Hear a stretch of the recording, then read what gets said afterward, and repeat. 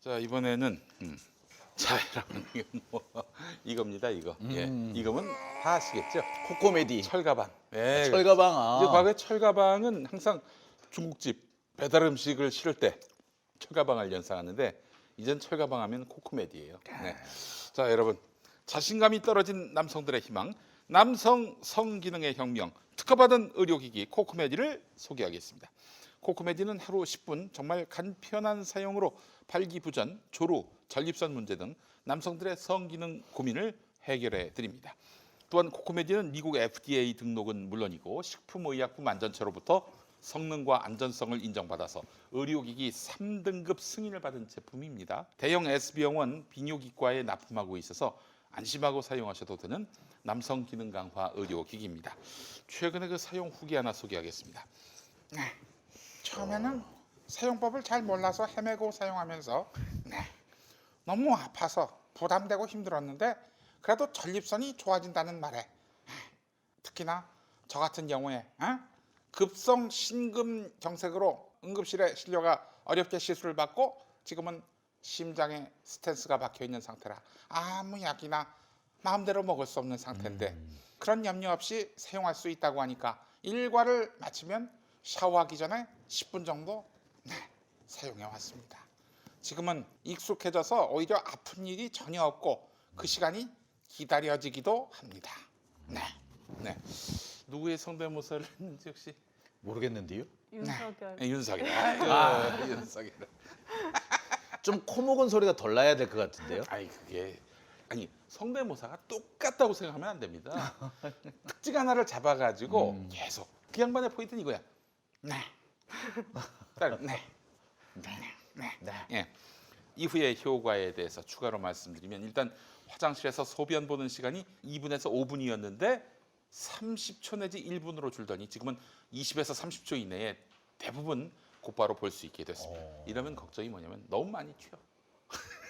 그냥 지가 치울 것도 아니잖아. 그렇기 때문에 소변을 너무 일찍 보는 걸 자랑으로 여기지 마십시오. 어쨌거나 이번 이제 소변발이 굵어졌다. 그렇습니다. 예. 자, 집사람이 늦게까지 일하느라고 따로 다른 부분은 사용을 못 해봤는데 새벽 4시부터 5시에 강철심이 새로 박히는 것처럼 거의 매일 저는 무엇보다도 소변을 빨리 보게 되니까 좋습니다. 참고로 저는 50대 후반입니다. 아이고 축하드립니다.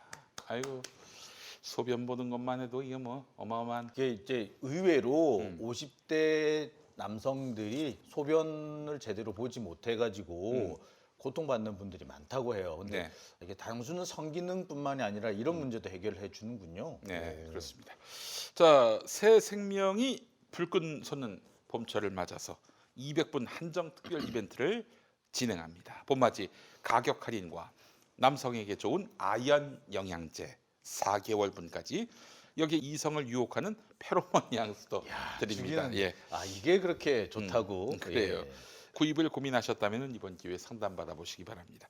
자, 이벤트 참여 방법은 검색창에 김용민 TV 코코메디 이벤트라고 검색하신 다음에 상단 링크 또는 블로그에 들어가셔서 제품 정보 확인한 후에 상담 신청을 하시면 되겠습니다. 또는 본사 대표 번호 080-255-0000 여기로 전화하셔서 부담 없는 무료 상담 받아보시기 바랍니다. 자, 전화번호 다시 한번 080-255-0000 번호가 쉬워요. 0000. 그렇습니다. 255에 0000. 그렇습니다. 김용민 TV 코코메디 이벤트 이거 좀 검색 많이 해주세요. 이래야 코코메디 그 광고주가 또 광고거든요. 김용민 TV 코코메디 이벤트. 네. 그리고 저기 이동형 발기부전 이것만 검색하시기 바라겠습니다. 제가 이걸 그대로 제 TV에 가져가가지고 이동영 발기부전 혹은 김용민 발기부전이라고 쓰시고 장용진 TV 코코메디 이벤트라고 또 얘기를 합니다. 그러면 우리 이제 장용진 기자님은 이제 아주경제 논설위원이 아니라 양아치입니다.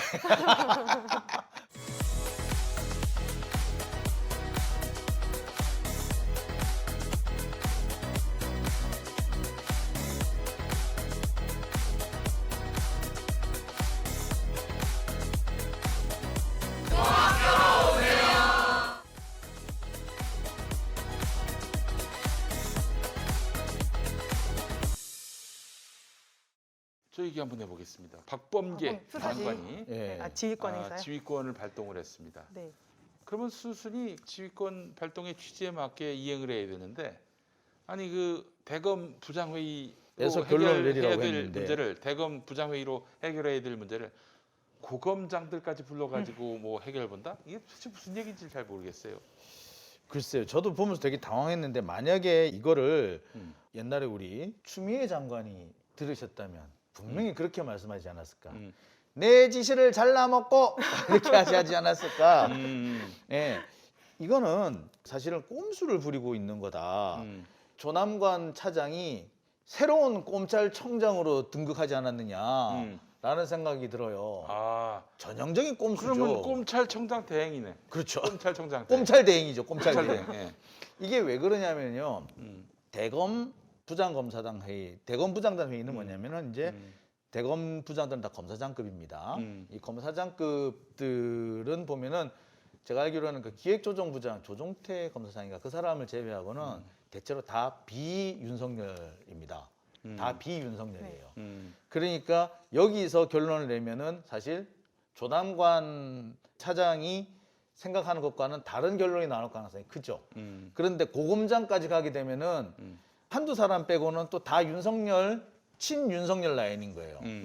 그러니까 아마 나중에 합쳐보면은 한두 표 차이로 조남관 차장이 원하는 방향으로 갈 가능성이 높아요. 아니 근데 룰을 자기가 바꿔가지고 원래 대검 부장들끼리만 모여서 할 얘기였잖아요. 그렇죠. 근데 그거를 고검장을 불러다 놓고 장관의 지휘를 묵사발로 만든다. 이게 가능한 일입니까?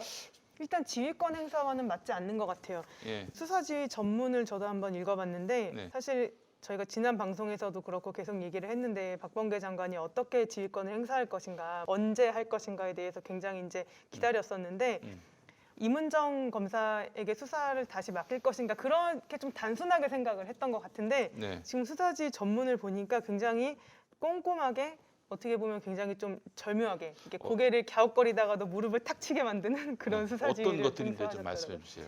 일단 예. 지금 이 모해위증죄 사건, 한명숙 전 총리 사건에 대한 모해위증죄 사건이 민원이 제기된 다음에 어떤 식으로 처리가 되었는지에 대해서 먼저 이렇게 요약을 이제 하고 계시더라고요. 그게 이제 어떻게 처리가 돼 왔는지 처음에 민원을 대검찰청 감찰부에 입첩을 했는데 대검은 이게 재소자의 인권침해 의혹 제기다라는 이유로 감찰부에서 인권부로 재배당을 하려 했던 거예요. 근데 이건 사실 좀 맞지 않는 것이죠. 이거는 수사에 대해서 위증을 교사한 사건인데 단지 재소자 인권침해 의혹이라는 이유로 인권부에 재배당을 하려 한 거예요. 그래서 당시 추미애 법무부 장관이 감찰부에서 최종 처리해라라고 지시를 했었거든요. 그래서 대검 감찰부장이 당시 대검 감찰정책연구관으로 발령난 이문정 검사에게 이제 사건 검토 조사를 지시해서 이문정 검사가 조사를 진행을 해왔어요. 네. 네. 그런데 다른 감찰 연구관과는 달리 이문정 검사에 대해서는 검사 직무대리 근무 명령을 내주지 않았던 거예요. 그래서 이문정 검사는 발로 뛰고 이제 스스로 이제 열심히 조사를 하신 다음에 수사권도 없으면서 수사권 없이 그렇게 진행을 하신 거죠. 사건 조사를 하신 거죠. 예. 그리고 이제 수사의 필요성이 생겨서 2021년 2월에 올해 2월 달에 이문정 검찰 연구관에 대해서 검사 겸임 인사 발령을 이제 했었죠. 그래서 이제 수사 권한을 부여를 한 거예요. 그래서 이제 이문정 검사가 증언했던 2명을 모해 위증으로 입건해서 기소하겠다. 그리고 이제 관련 검찰 공무원들에 대해서도 감찰 및 수사에 착수하겠다라고 보고하자 그때 대검이 감찰 3과장을 주임 검사로 지정하면서 주책임자를 변경하였죠. 그리고 이제 직접 조사에 참여하지 아니한 대검 연구관들 회의를 거쳐서 3일 만에 민원 사건을 종결 처리했거든요. 그러니까 이게 지금 윤석열 총장이 사퇴하기 직전에 한 일인 거예요. 이 이문정 검사로부터 사건을 이제 감찰 3과장으로 이렇게 이전을 시킨 것이죠. 그래서 이제 이런 일련의 조치들을 봤을 때 과연 대검찰청이 실체 진실 발견을 위해 최선을 다했냐 그렇게 보기 어렵다. 이렇게 이제 지휘권의 내용에 들어가 있고요. 그래서 이제 이런 말씀도 드셨더라고요. 법무부 장관의 구체적 사건에 대한 수사 지휘는 가급적 자제되어야 한다. 그리고 이미 종결된 사건의 경우는 법적 안정성 측면에서 더욱 그러하다. 그러나 이 사건은 검찰의 직접 수사와 관련하여 그간의 잘못된 수사 관행과 아울러 사건 처리 과정에서 불거진 자의적 사건 배당과 비합리적 의사결정 등 여러 문제점이 있기 때문에 바로잡을 필요가 있다. 이렇게 이제 서문을 먼저 이렇게 언급을 하신 다음에 그 다음에 지휘를 한 게 뭐냐면 대검 부장회의를 개최해서 김모 씨의 혐의 유무 및 기소 가능성을 심의해라. 그리고 위 회의에 감찰부장, 감찰 3과장, 이문정 검사로부터 사안 설명 및 의견을 청취하고 이게 굉장히 저는 핵심이라고 생각하는데 충분한 토론 과정을 거치기 바란다. 그리고 특히 공소시효가 남아있는 그 증언 내용을 중점적으로 논의를 하고 이 심의 결과를 토대로 공소시효 만료일까지 이제 4일 남았어요. 다음 주 월요일까지 이제 입건 및 기소 여부를 다음 주 결정. 월요일입니까? 다음 주 월요일. 기소 여부를 어허. 결정함으로써 사건 처리 과정의 공정성 및 변론의 적정성을 기해 주시기 바란다. 이렇게 굉장히 꼼꼼하게 수사지를 내리셨어요. 그러니까 되게 꼼꼼했는데 상당히 점잖게 했어요. 저는 상당히 점잖았으니까 그냥 이 사건은 누가 할 수 있도록 하라라고 이렇게 지시를 한 게 아니라 꼼꼼하게 하면서 되게 점잖게 그리고 내 뜻이 뭔지 알겠지라고 이렇게 넌지시 얘기를 하는 거였는데 조남관 차장은 이것을 사실상 거부를 한 거나 다름이 없다. 다름없는 예, 거죠. 거부 아니 다름이 그러면은 없어요. 이제 다음 주 월요일인데 언제 그 회의를 내일 하고 그러네요. 내일 회의를 내일 열 해야 겁니다. 되겠네요. 내일 회의를 열 건데 만약에 그래서 내일 했는데 고검장까지 들어와 가지고 해서 묵사발로 만들었다. 그럼 어떡합니까? 근데 저는 고검장이 사실 들어오는 것 자체가 그게 되나요? 저는 안 된다고 저는 사실 보는데. 고검장을 불러오는 게 될까 싶어요. 이게 지시와는 다른 내용이잖아요. 그렇지. 그러니까 GC하고 다른 내용을 굳이 하는 거는 자기 뜻대로 그러니까 네. 일을 이끌어 그러니까 사실 어떻게 보자면 두 가지예요. 고검장들을 핑계를 대서 지시를 거부하겠다는 의미밖에 안 되거든요. 그리고 한명숙 총리 건에 대해서도 기소를 안 하겠다 의미. 그리고 자기가 그 책임을 뒤집어 쓰는 게 아니라 고검장들한테 책임을 떠넘기겠다는 얘기거든요. 그런 이거 상당히 꼼수 중에 꼼수란 말이에요. 여기에 고검장들이 동참을 해줄 것인가? 그것도 좀 살펴봐야 될 건데 고검장들이 참여를 한다고 본다면 이거는 사실은 법무부 장관의 지시를 묵사발로 만든 직무대행이 거지. 예. 한마디로 엿먹어라 나는 못 따르겠다 이 얘기를 하는 거예요. 지금 네, 뭐 그런 것 기사는 보니까 뭐 갈등 최소화 무슨 갈등이야? 어? 아이, 그 그딴 새끼들 얘기는 뭐 그런 기사를 쓰는 놈이 웃기는 놈이야 진짜. 그거는 다 제끼고 그 새끼들은 뭐 더 이상 얘기할 가치가 없는 놈들이고 일단은 그러면은 법무부 장관이 이 상황에서 다시 재수사 지휘를 해야 되는 거 아니에요? 야 누가 고검장을 부르래? 왜 나의 지시사항을 제대로 이행하지 않아? 라고 하든지 이 새끼 봐라. 야 네가 뭔데 지금 내 지휘권을 묵살하는 거야? 너 아웃이야. 해서 차장을 바꾼다든지. 차장을 바꾸기엔 좀 너무 시간이 촉박한가요? 근데 나는 이게 애초부터 순서가 수사 지휘권 이전에 차장부터 날렸어야 했다고 생각합니다. 그렇죠. 그 참 이게 그 봐봐 대놓고 지금 엿을 매기는 거 아닙니까? 지금 조남관이가 이미 저기 윤석열하고 한 배를 탄 사람이고 공동 운명체가 된 사람이에요. 이 사람에게 뭐 개전해정 그 윤석열이가 나갔으니까 이제는 정신 차리겠지. 이런 안이한 발상이었다면 정말 실망스러운 겁니다. 예? 만약에 그런 결론이 나온다든지 아니면 이런 것도 있지 않을까요? 충분한 토론을 한다고 해놓고 이렇게 토론을 시작합니다. 그래놓고는 월요일 밤 12시가 되도록 토론을 하는 거야. 그래서 결국 공소시효 지나고. 그럴 가능성 있지 않을까요? 참. 그거는 그거는 아마 못할 겁니다. 이렇게 공소시효 전에 하라고 네. 결론을 내리라고 했기 때문에. 그것도 공소시효 전에 1분 남겨놓고 못한다 이렇게 결론을. 꼭 그 수사를 하라는 얘기는 아니잖아요. 공소시효 1분 남겨놓고 11시 59분에 마치고. 근데 그게 차라리 그렇게 처분을 확실히 내리면은 오히려 재정 신청을 낼 수 있기 때문에 네. 오히려 나아요. 근데 지난번에는 처분을 내리는 것도 아니고 애매하게 시간을 넘겨버렸거든요. 그러니까 차라리 처분을 확실히 내려버리면 재정 신청을 낼 수 있기 때문에 그걸로 재정 신청을 내면 또 공소시효가 또 계속 연장이 돼요. 그러니까 그런 부분까지 감안을 하면은 차라리 결론을 내는 게 이참에 확실히 결론을 내라라고 하는 게 맞을 것 같아요. 그리고 이제 법무부 장관의 지휘권 행사는 굉장히 명확하게 대검 부장회의를 개최하라고 되어 있기 때문에 그렇지. 이건 대검 부장회의를 개최하는 것에 대해서 형성적 효력이 발생하는 그런 그렇죠. 지휘권이 이제 형성적 효력. 발동이 된 것이고 그래서 아무튼 여기에 따라야 될 것으로 보이고 지금 조남관 직무대행이 고검 부장 고검장들을 또 부르겠다 이런 거는 제가 봤을 때는 제 식구 감싸기 하겠다 이런 걸로밖에 또 아, 안 이거 반란 보여서 아닙니까? 반란. 예, 쉽게 이게- 얘기해서 반란 아니에요. 정말 처음부터 끝까지 아유, 너무 제 식구 감싸기를 하는구나. 그 라임 술접대 검사 같은 경우도 그랬잖아요. 90만 원짜리 술접대 세트를 만들어서 이제 김연아법 위반도 안 되게 이렇게 만들어 버렸는데 그게 사실 저는 여기서 구체적으로 제 의견을 말씀드린 적은 없는 것 같은데 뇌물 같은 경우는 공무원들 머리수대로 쪼개야 되는 건 맞아요. 그게 이제 대법원 판결이 그렇거든요. 네네. 그래서 만약에 5명이 500만 원어치 술 접대를 받았다 그러면은 한 사람당 100만 원으로 끊어야 되는 거는 맞는데 그 경우에 공무원이 만약에 친구를 데려왔다 그러면은 친구한테 접대한 거는 공무원이 받은 거에 엎어가지고 공무원이 받은 걸로 계산을 하는 거예요. 그렇지. 근데 이제 당시에 정관 변호사가 한 명 있었는데 그 정관 변호사를 통해서 검사들에게 로비를 이제 한 거잖아요. 그 네. 술접대를 한 거잖아요. 그러면 그 사실은 그 정관 변호사에게 접대한 돈은 그 검사들에게 접대한 돈으로 엎어야 되는 거라고 저는 생각이 들어요. 왜냐하면 변호사들이 그렇게 100만 원, 200만 원 술접대를 받지 않거든요. 일반적인 변호사들 같은 경우에는 그 정관 변호사가 그 검사에게 영향력을 미칠 수 있는 치자면 검사의 친구였기 때문에 검사의 친구로서 그 술접대를 받은 거여서 그렇게 정관 변호사가 받은 접대 비용을 검사한테 엎어서 나누기를 하면 그거는 100만 원이 넘어가는 거거든요. 그래서 그런 계산 방법 같은 거에 대해서 저는 굉장히 좀 의문이 들었고 윤석열 전 총장이 사퇴하기 직전에 이렇게 이문정 검사가 감찰하고 있던 사건에 대해서 직무 이전을 하고 뭐 이런 뭐 한동훈 채널A 사건도 지금 아직까지도 이렇게 지금 진행이 더디게 되고 있는데 그래서 제가 이제 절묘하다고 한 게 박범계 장관이 이 회의를 대검 부장 회의에서 감찰부장, 감찰 3과장, 이문정 검사로부터 사안 설명 및 의견을 청취하고 충분한 토론 과정을 거치기 바란다라고 했거든요.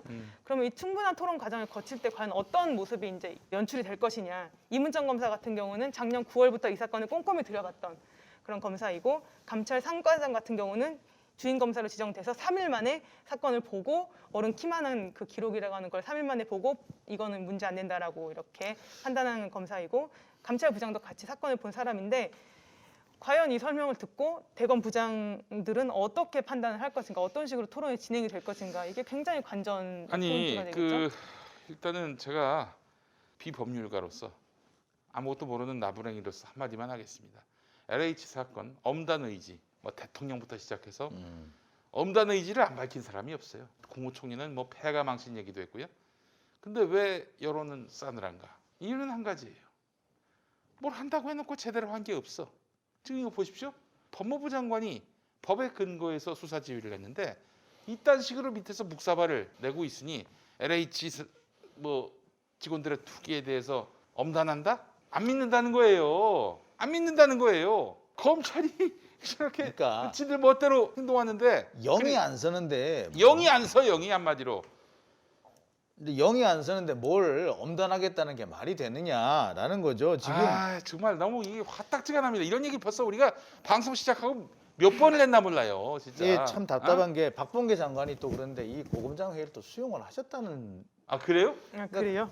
제가 지금도 보니까 되게 저 믿을 수가 없다는 생각이 드는데 수용을 했다는 식의 그런 보도가 나오고 있어요. 그래서 답답합니다. 이러다가 묵사발 나봐. 예를 들면 아이 저 기소 안 하는 게 나을 것 같습니다. 이러면서 그런 식으로 결론 나면 뭐가 됩니까? 아 그 장관은 개망신이에요. 아 개망신이지. 자기가 영을 세워가지고 5,000페이지나 앉아가지고 봤는데 그런데 밑에서 아예 안 되는데 왜 자꾸 하시려고 하시나 이런 필터링을 당한다고 쳐봐. 밑에 놈들이 필터링을 해 장관 지시를. 근데 이제 제가 다시 한번 얘기합니다만 22일까지 처분을 내려버리면 오히려 간단합니다. 재정 신청을 낼 수 있고요. 이걸 재정 신청으로 들어갔을 때 재정 신청이 된다면은 재정 신청에서 이걸 안 받아들일 것이냐? 그럼 공소시효가 중단됩니까? 그래 저는 그건 좀 그런가요? 법에 그렇게 되어 있나요? 저도 이거는 재정 신청이 되면은 이게 제가 알기로는 재정 신청이 받아들여지게 되면은 공소시효가 중단되는 걸로 다시 찾아봐야 확인 좀- 되겠네요. 예, 저도 저도 확인 좀 한번 해봐야 찾아볼게요. 네. 되겠네. 근데 지난번에 왜 그 황산 테러를 당했던 우리 그 어린이 있지 않습니까? 네. 예, 그 친구 같은 경우에 공소시효가 끝났는데 가해자를 지목을 해서 재정 신청을 했고요. 그래서 그 경우에는 그때 재정 신청 결론이 나올 때까지 공소시효가 연장이 됐던 적이 있습니다. 그래서 저는 그 사례를 생각을 해서 지금 말씀을 드리는 네. 건데 아마 그렇지 않겠느냐. 저는 뭐 아마 일단 재정 신청하는 방법이 있을 수가 있어요. 아이 너무 좀 화가 나요. 이게 그러니까 예를 들면은 이 새끼들 봐라. LH 직원들 수사해. 뭐 여러 말 할 것도 없어요. 딱 한마디 했을 때 야 이 새끼들 죽었다. 라는 느낌이 이제 시중 여론이 된다면은 사실 LH 문제로 정권 지지율이 출렁거릴 일이 없겠지. 네. 근데 이거는 이건 뭐 사태가 벌어졌을 때 사람들이 분노한 게 뭐냐면 지금까지 뭐 했냐 이거거든요. 지금까지 뭐 했냐 이거예요. 그러니까 지금도 보면은 검찰 내부에서 지금 반발이 나오고 있는데 뭔 얘기를 하고 있냐면 이게 대법원에서 확정 판결이 난 건데 이걸 왜 뒤집느냐? 아니 대법원에서 나온 확정 판결이 그걸 뒤집으려고 한 게 아니잖아 아니죠. 지금. 거기 증언에 심각한 문제가 있다라는 게 돼 있으니까 그 부분을 살펴보자라는 얘기잖아요. 그쵸. 그러니까 대법원 확정 판결을 가짜 증언을 가지고 위증을 해가지고 확정 판결을 받은 거 아니에요. 그렇다면은 그걸 살펴봐야 되는데 아니 확정 판결이 났다는 게 모든 것에 면죄부를 줄 수 있는 게 아니에요. 위증을 했으면 위증한 게 나중에라도 드러나면 재심 사유가 돼요. 그거는. 그렇죠. 그러니까 이 사건이 지금 문제가 된 거는 이걸로 한명숙 전 총리 사건을 뒤집자 이게 지금 주된 게 아니고 검찰이 당시에 한명숙 사건을 진행하는 과정에서 과연 증인에게 위증을 교사했느냐 이게 지금 핵심인 문제인 그렇죠. 거고 만약에 유죄 판결을 받는다면 뭐 한명숙 전 총리 사건의 재심 청구 사유는 되겠지만 그게 뒤집힐지 안 뒤집힐지는 또 별개의 문제인 거고 이 검찰이 직접 수사를 하면서 얼마나 이런 위험성 있는 행동들을 해왔는지 이거는 꼭 밝혀져야 되는 그러니까 거죠. 중요한 부분이 이 부분이거든요. 검사가 증인을 부르는데 증인을 부르고 또 부르고 하면은요. 그 증인의 증언이 오염이 됩니다. 원래. 그렇지. 예. 그렇게 해서 만약에 이게 사실이 그 당시 그 죄수들의 진술이 어느 정도 사실이었다 하더라도 그렇게 수십 번씩 불러 제꼈다면은 분명히 일정한 오염이 됐을 거고 그렇죠. 사실 이거 정상적으로 따지면은 이게 위수증해야 돼요 이게 네. 오염이 된 증거로 진술을 해가지고 애초에 받아들여서는 안 되는 네. 진술이 되는 거예요 이렇게 되면은 그지 진실 여부와는 상관없이 그런데 검사라는 사람들이 그렇게 자꾸 뭐 대법원 확정 판결을 운운하고 있는데 그거는 정말 법률가로서의 기본적인 자질이 안 돼 있는 거예요. 자신들이 증거를 오염시켜 놓고 자꾸 그걸 뭐 대법원 확정 판결 운운하는 거 아니 그러면은 지금까지 간첩 조작 사건은 그러면 다 왜 어떻게 대법원 확정 판결이 왜 뒤집어져요? 그렇죠. 검사라는 사람들이만 아직까지도 그딴 생각을 갖고 있으니까 나라 꼬라지가 이런 거 아니에요. 그렇죠. 진짜 그 사람들은 좀 할 수만 있으면은 뇌를 꺼내가지고 물에 좀 씻어가지고 다시 집어넣어주고 싶어. 그래요. 알겠습니다. 시간이 얼마 없네요. 시간이 얼마 없고 저같이 법률도 모르고 아무것도 모르는 사람이 봤을 때도 이 프로세스는 잘못됐어요. 아니 초남관은 정리해야지. 왜 초남관을 두고 뭔가를 하려고 하시나? 난 그거 참 이해를 할 수가 없습니다. 아니 초남관 바꾸는 게 그렇게 어렵습니까? 지금 새 검찰총장을 뽑는 게 아니잖아요. 왜 뒀느냐? 이걸 제가 이제 좀 이래저래 확인을 해보니까 저는 잠깐만요. 김남국 의원이 전화하셨어요. 예. 예. 김남국 의원님. 형님. 예. 형님 통화 괜찮으세요? 지금 저 방송 중인데 괜찮아요? 방송 중이세요? 예, 아이고 방송 통화가 연결된 거예요, 형님? 예. 연결된 거죠. 예. 그래요. 아니 무슨 예, 일? 안녕하세요. 예, 안녕하세요. 예, 우리 김남국 의원님. 예. 예, 안녕하세요. 네. 예. 아니 뭐 저 무슨 일 때문에? 네, 특별한 일은 아니고요. 예. 또 형님을 이렇게 또 통화하고 이렇게 하고 싶은 기자님들이 많이 계셔가지고 나 기자들이 날 좋아할 리가 없을 텐데. 통화 일이 없어서 오해를 풀려고 제가. 알겠습니다. 그러면은 뭐 중요 현안이 아니면 내가 이따 다시 전화할게요. 예, 예. 중요한 현안을 좀 국회 상황을 좀 말씀을 드릴까요? 좋습니다. 좋습니다. 이 양반이 감각이 있네. 감각이 역시. 있어. 예. 지금 저희가 이제 본회의가 24일 날 지금 예정되어 있고요. 예, 예. 본회의가 24일 날 예정되어 있기 때문에 이제 각 상임위에서는 이제 여러 현안을 지금 통과시키려고 준비를 하고 있어요. 예, 예, 예. 그래서 이제 아무래도 이제 가장 중요한 게 예. 코로나19로 많이 어려우신 분들 계셔가지고 예. 코로나19로 인한 그 사회연대 3법, 이제 상생경제 3법이라고도 하는데 손실보상제를 포함한 이런 것들을 이제 통과시키려고 이렇게 오케이, 알겠습니다. 하고 있습니다. 예. 저건 어떻게 되는 거예요? 이해충돌방지법. 이해충돌 방지법은 이제 그 저희 더불어민주당에서 예. 정치개혁 TF에서 논의를 지난해 한 3개월 정도 했었고요. 네. 그리고 이제 그 3개월 정도 논의한 내용은 이제 이제 20대와 21대에서 발의된 이해충돌 법안을 총 검토를 했어요. 그래서 이제 여러 법안을 검토를 했고 그다음에 이해충돌 방지법을 이제 저희 국회 내부의 상황을 솔직하게 말씀드리면 네. 의원님들이 많이 부담스러워 하시는 게 사실이에요. 왜? 왜냐하면 이제 그게 의정 활동이나 정치 활동 위축을 가져올 수 있고 아, 그 당신이 지금 뭐 뭔 법안을 하는 게 누구의 이익을 대변하는 거 아니냐? 뭐 이런 식으로 이제 오해를 살 수 있어서. 그런 거보다는 자기가 활동했던 그 전문 영역이 배제될 수 있다라는 그런 거예요. 거. 네, 예. 그러니까 예컨대 의사가 보건복지위 뭐 관할하는 곳에 못 가고 뭐 이런 식이 될 것 같다라는 그런 우려가 있어가지고 이제 이해충돌 방지법에 대한 약간 막연한 두려움과 부담을 느끼셔가지고 계속해서 논의한 것 중 제일 중요한 게 이해충돌 방지법을 통과시킨 게 중요하잖아요. 네네네. 그냥 발의만 하고 퍼포먼스만 하고 그냥 통과가 안 돼버린 문제가 있기 때문에 네.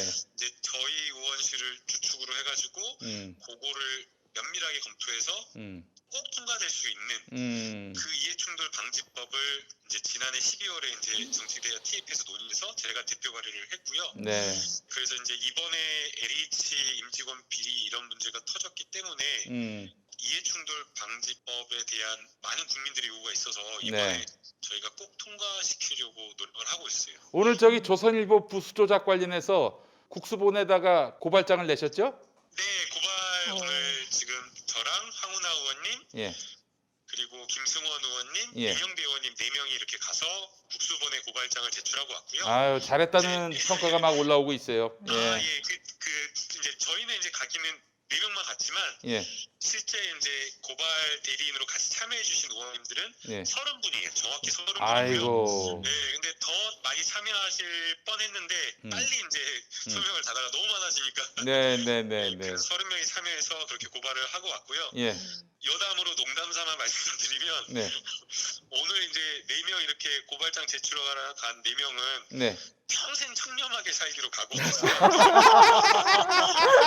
제출하려고 모든 언론에서 알려드리기 때문에 예. 평생 청렴하게 살기로 각오하신 분들만 알겠습니다. 아유. 농담처럼 그렇게 예. 얘기했습니다. 김 의원님, 그 저기 박형준의 그 LCT 아파트의 그 전 주인이 박형준 아들로 드러났다는 보도 보셨어요? 제가 그것까지는 못 봤는데요. 너무 바빠가지고 예. 그거 꼭 챙겨보겠습니다. 예, 알겠습니다. 아유, 예. 이따 전화 다시 드릴게. 끝나고. 예. 끝나고 꼭 한번 전화 주세요. 네, 감사합니다. 예, 감사합니다. 예. 아유, 우리 저 김남국 의원님 너무 열심히 하고 반갑네요. 계십니다. 네. 예, 그래요. 우리 남국이 형 처음에 자세를 항상 야. 초심을 잃지 않고 달려가시길 바라겠습니다. 예. 근데 김당국 의원은 청렴하게 살 수밖에 없어요. 예. 아들도 없고 딸도 없어요. 네. 부인도 없기 때문에 네. 청렴할 수밖에 없어요. 앞으로도 부인이 없을 것 같습니다. 뭔 그런 악담이 안 돼. 아니 예. 어디 예. 어제 저기 이제 김남국 의원 저기 하고 이제 그 김경진 의원 이제 예. 생방에서 이렇게 이제 그 약간 언성 높아진 저도 건 봤어요, 때문에. 그거. 예. 네. 그 건과 관련해서 그 얘기를 막 하다가 댓글에도 그게 올라와요. 서재인 변호사 보고 김남국 의원을 책임지라고 하면 안 저한테요? 되냐고. 제가요? 알겠습니다. 예, 당사자 의견은 들어보지도 않고 예. 자, 그렇게 막 올라오고 예, 그렇습니다. 윤석열 장모 비공개 재판 신청. 네. 무슨 얘기예요, 이게? 이것도 사실 말도 안 되는 얘기인데 네. 원래는 작년 10월에 예. 윤석열 장모의 재판이 있었어요. 네, 근데 네.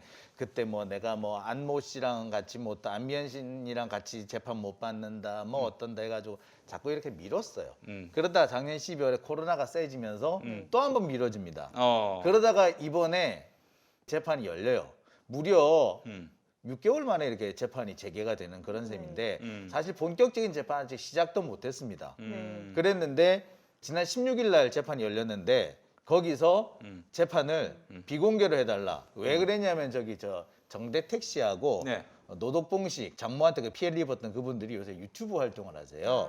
그래서 이분들이 이제 유튜브 장비를 메고 가셨나 봐. 네. 그래서 이걸 비공개로 해달라고 했던 것 같은데 비공개 받아들여질 것 같지는 않고요. 지금 오늘 보니까 뉴스 보니까 나왔네요. 비공개 재판 불허했다고 재판부가. 오늘 그래서. 그 결론이 날 네. 예정이었거든요.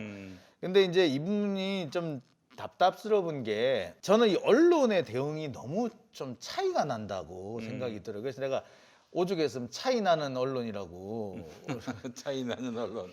예. 왜 그런 얘기를 했냐면 15일 날 재판이 두 개 중요한 재판이 있었습니다. 정경심 교수 재판하고 그다음에 이제 우리 그 손혜원 의원 재판이 있었어요. 네. 근데 거기서 정말 중요한 얘기들이 나왔는데 네. 거의 보도가 안 됐어요. 아, 그러니까 저게 심지어 이제 그 장모 재판도 그거 같은 경우는 정말 단촐하게 보도가 됐고 정경심 교수 재판하고 이 손혜원 의원 재판은 진짜 중요한 건 빠지고 다른 거 특히 검찰이 언론 플레이 하려고 했던 멘트만 받아 써서 넣었더라고요. 그게 뭐가 중요했냐면 손혜원 의원 재판 같은 경우에는 증인이 결정적인 증인 3명이 나왔어요. 그 중에 한 사람은 우리 공화당 당원이에요.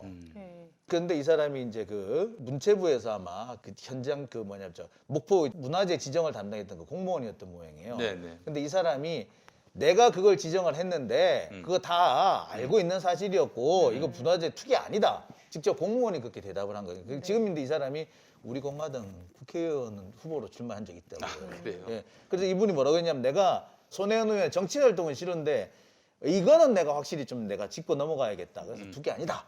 라고 증언을 했어요. 또 한 사람이 현직 기자인데 네. 손혜원 의원이 가지고 있는 그 자료 사실 그날 아침에 우리가 다 보도 자료를 받은 거다. 라는 증언을 했어요. 결정적인 증언이란 말이에요. 네. 근데 이거를 손혜원 의원이 그런 보도 자료를 안 뿌렸냐? 뿌렸어요. 네. 근데 이 보도 자료 중간에 어디서 사라졌는지 모르겠어. 음. 그러니까 이런 거 보면서 되게 황당해요. 도대체 누가 그 보도 자료를 꿀꺽 먹어치웠는지 찾아내고 싶어요. 그다음에 정경심 교수 건에서는 김칠준 변호사가 뭔 얘기를 했느냐면은 네네. 위수증 얘기를 했어요. 위법 수집 증거. 네. 그러니까 특히 이제 그 정경심 교수의 연구실 옆방, 그러니까 강사 휴게실에 있던 컴퓨터를 가져가는 그 사건. 그게 위법 수집 증거다 아니라 지금 말이 많은데 만약에 그게 위수증이 아니면은 쉽게 말해서 제가 잠시 이 태블릿 PC 여기다 놓고 내가 화장실 갔다 온 사이에 이것을 가져가더라도 네. 이거 압수수색가 된다는 얘기 돼버리는 거예요 이게. 똑같은 사례로 또 뭐가 있냐면 이동재 기자 검언 네. 유착 사건의 이동재 기자 건 같은 경우에는 이동재 기자의 노트북은 이제 회사 소유인데 네. 회사 소유인데 그 회사가 이동재 기자로부터 수거를 해가지고 검찰한테 넘겨줬는데 이것도 위법 수집 증거가 됐어요 또. 근데 왜 정경 교수는 안 되냐? 이거는 일관성에서도 문제가 있고 또 이걸 허용할 경우에 정말 국민 전체가 상시적인 압수수색에 노출될 수 있다라는 얘기를 했어요. 참 중요한 지적을 한 네, 거거든요. 정말 중요한 예, 지적을 예. 하셨더라고요. 이 얘기를 거의 보도가 안 됐어요. 보도가 안 됐어. 저도 이제 아이고. 김태형 기자님이 오늘 안 오셔서 김태형 기자님이 쓴 기사를 제가 뽑아가지고 왔는데 이게 지금 보니까 그 변호인이 하신 말씀이죠. 컴퓨터는 작은 본체 하나지만 이 전자 정보에는 내 생애 전부가 들어있을 수 있습니다. 증거로 추출한 목록과 상관없이 모든 것을 수사 대상으로 삼았습니다.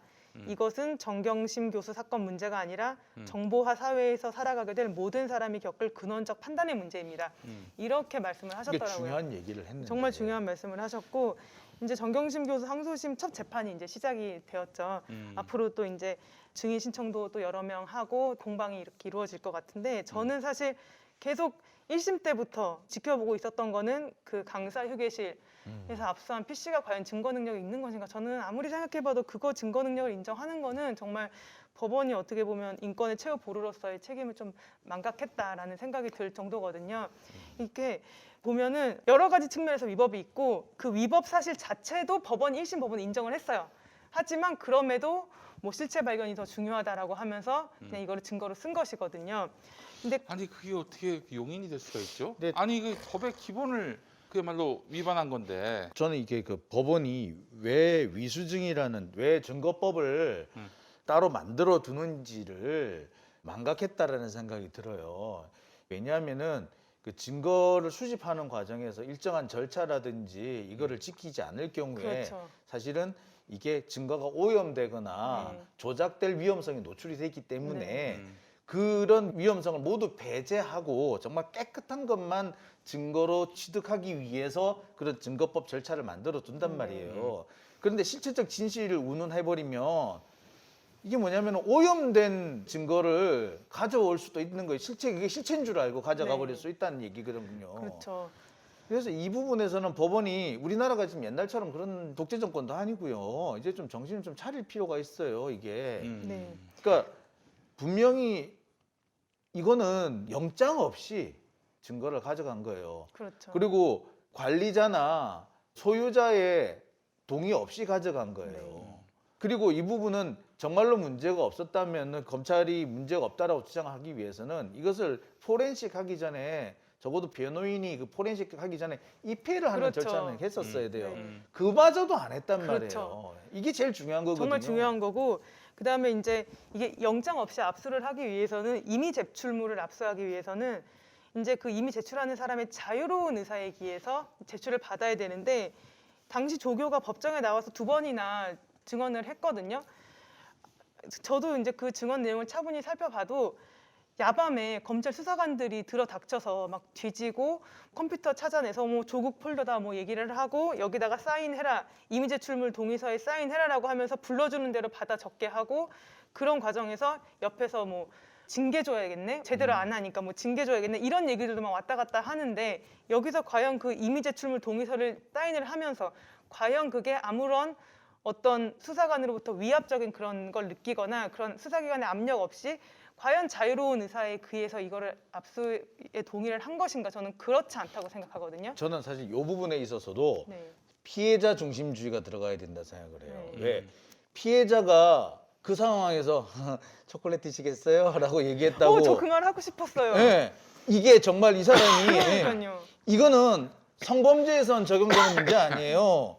피해자가 특히 이제 피의자로 전환될 수 있는 이런 사람들 경우에는 그 자체가 자기 스스로를 방어하기 위한 기재이지 그렇죠. 호의의 표시가 아닌 아닌 안심의 표시가 거예요. 아니에요. 네. 또 검사가 웃으면서 아유 죽일 놈. 이게 협박이지 이게 뭡니까? 이런 것도 피해자 중심주의로 봐야 돼요 사실은. 네. 아니 저기 여러분 그거 아실 맞아요. 겁니다. 옛날에 그 권상우 씨가 네. 유명한 깡패 있죠? 왜 그 김태촌인가요? 네. 김태촌하고 사진 찍은 게 있어요.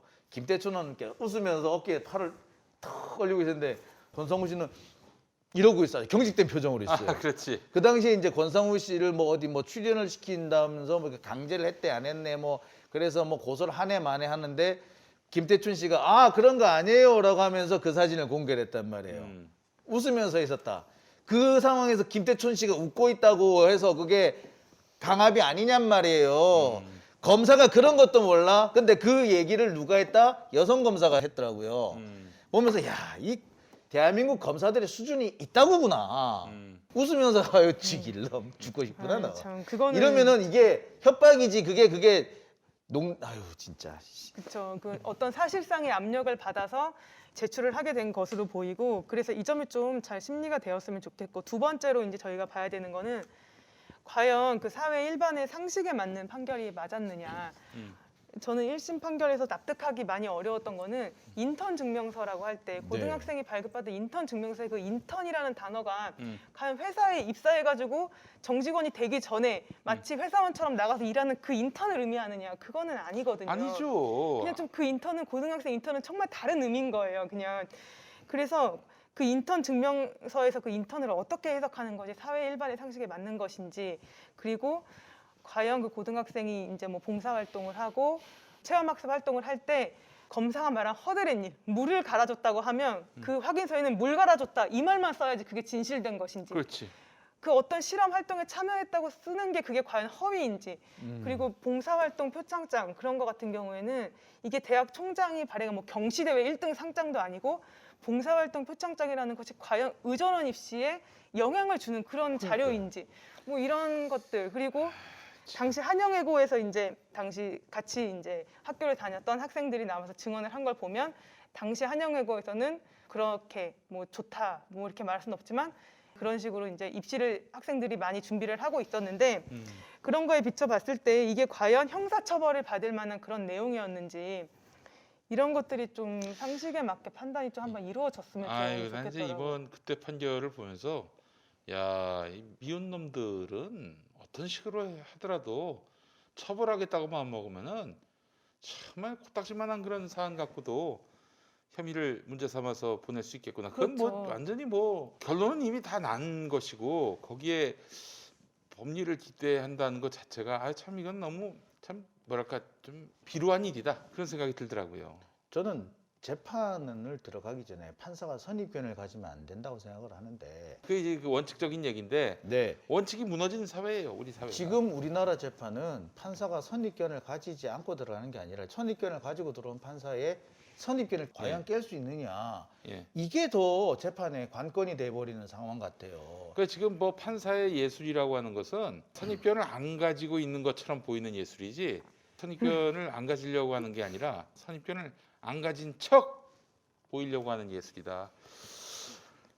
그래서 너무 화가 나요, 사실은. 이게 뭐 법원을 정말 예전에는 그래도 한 90% 이상 믿었는데 절반도 지금 안 믿어요. 야, 이거 재수 없는 판사 걸리면은 참 나쁜 결과가 나오겠다. 이런 생각을 갖게 되는 것 자체가 법치주의 위기 아닙니까? 네. 한 가지만 더 추가를 하면 1심도 인정을 한 거는 조민 양이 아무것도 안 했다 이렇게 얘기하진 않았어요. 그래도 조금 뭔가를 했다.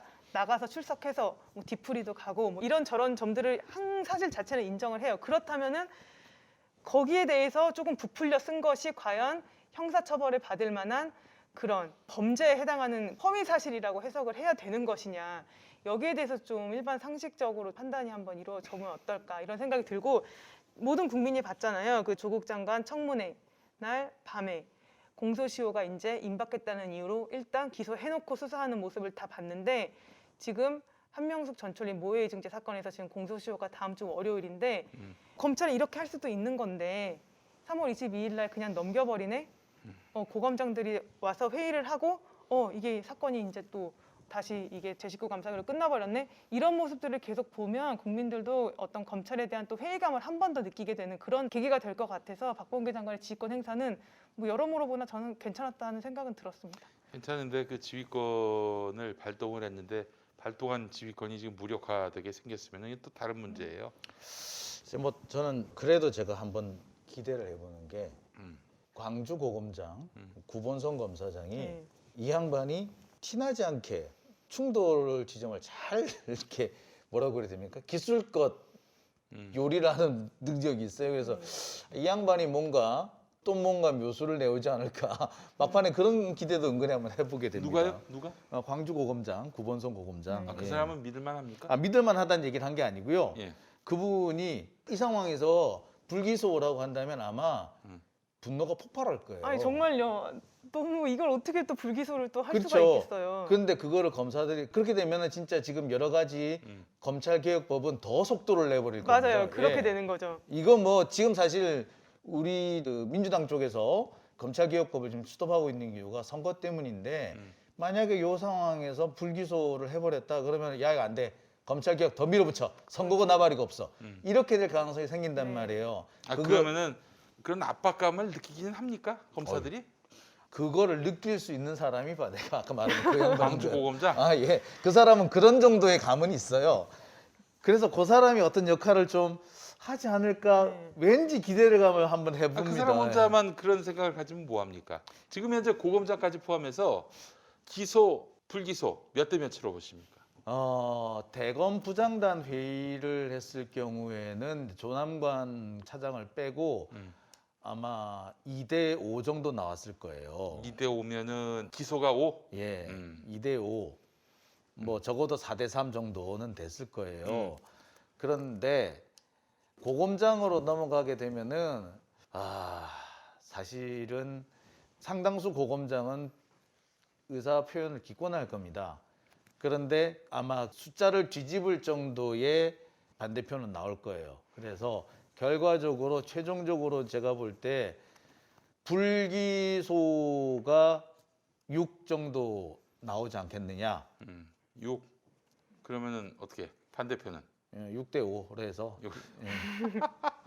네, 그리고 뭐 아니, 그러니까- 고검장 2-3명 정도는 기권. 그러니까 조남관이가 표 계산을 다 했을 거 아니야. 네, 했을 그래놓고 거예요. 고검장을 넣자고 한 거 아니에요. 네. 조남관이가 뭐 바보도 아니고 괜히 그 지금 장관의 지휘권을 무력화시킨다는 오해를 사면서까지 고검장을 집어넣자고 하는 이유가 거기 있는 거 아닙니까? 아니 그 이딴 새끼를 안 자르고 뭐 하는 거야 도대체? 아이 너무 짜증나네요. 나도 그냥. 자를 줄 알았어요. 그리고 자르면은 그 다음으로는 누가 좋을 것 같다는 얘기까지 다 했었어요. 어, 그런데 안 자른 이유가 있었더라고요. 뭐예요? 믿을 놈이 없더라고요. 믿을 놈이 없어? 그 차라리 그냥 조난관을 두고 빨리 총장을 빨리 갈아치우는 게 후임자를 빨리 정하는 게 더 효율적이겠다라는 결론. 근데 이제 만약에 그렇게 묵사발이 되면은 불기소로 가면은 후회하겠네? 그때 가면은? 뭐 아, 내가 아까 왜 안 잘랐을까? 그럴 거 아니에요? 틀림없이. 그러니까 아까 재정 신청 절차라도 있기 때문에 또 좀 그리고 진정하시고. 저도 이게 뭐 불기소가 나올 가능성이 저도 더 크다고 생각은 들어요. 만약에 그 고검장들이 다 들어온다면. 근데 결과가 어떻게 나오든 검찰 개혁의 명분은 하나 더 추가될 것이다. 라는 그런 생각입니다. 자, 오늘 마무리하겠습니다. 다음 주에는 좀 더 좋은 소식 갖고 만나 뵙도록 하고요. 아, 열불 뻗쳐도 우리 혈압 관리합시다. 우리 쪽 사람이 한 명이라도 더 살아있는 게 좋지 않겠습니까? 자, 수고 많이 하셨고 우리 장영진 부장님, 네. 위원님 수고하셨고 우리 소재인 변호사님 수고하셨고 저희는 다음 주에 뵙겠습니다. 다음 주에 뵙겠습니다. 감사합니다. 네. 기